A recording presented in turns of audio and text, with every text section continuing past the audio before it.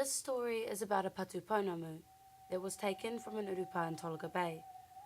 It was taken to the South Island where it remained for a period of time before being returned home.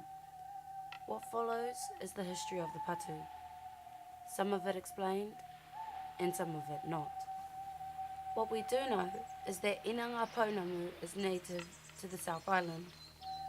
It would seem that the patu was fashioned there and somehow made its way to Tolaga Bay, where it laid in the ancient ancestral resting place called Kapuarangi, which is at Karaka Bay, north of the Tolaga Bay township. How long it rested there, no one knows. That is where our story begins. John Kelly was a teacher at Tolaga Bay District High School in 1971. John was very interested in Māori history. He would visit kaumātua in the area.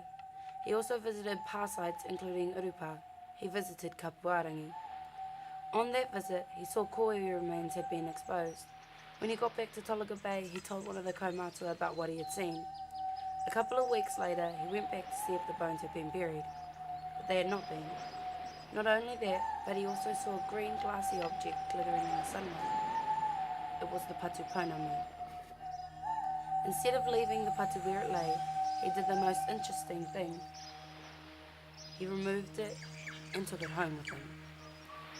When John Kelly left Tolaga Bay for the South Island, he took the pounamu with him, where it remained for some time. In 1995, his brother Joe Kelly wrote a letter to the Secretary of Hauiti Marae, and in that letter, Joe expressed some concern to what he thought the patu pounamu was doing to his family. His brother John was very sick, and a manner of unfortunate events had befallen his family.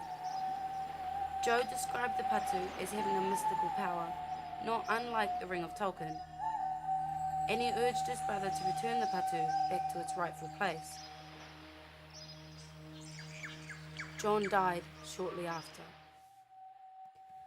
In 1999, Tairāwhiti Museum returned the patu to Te Aitanga-a-Hauiti at Puketawae Marae. And from that point on, it has become the focus for the rejuvenation of the arts and art-related activities in Arohi. So we celebrated its return. It is still with us. And for Te Aitanga-a-Hauiti, it was almost a catalyst. We'd like to think that it was the catalyst for a whole lot of initiatives, events around art.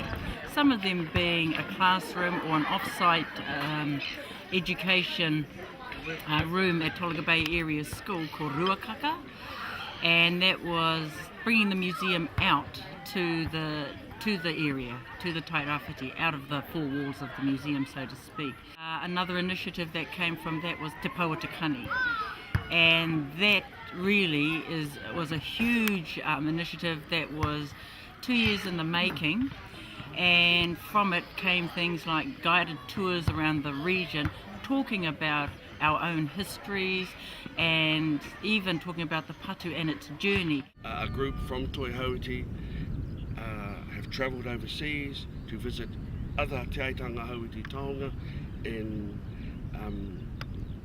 London, the Museum of Natural History there, as well as travelling to Cambridge and to Germany, to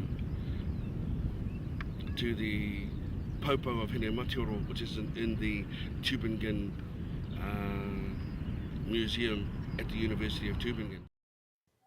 So what Te Aitanga-a-Hauiti are trying to do now is to maintain the eternal thread of ka tipu te whaihanga, and the arts flourished.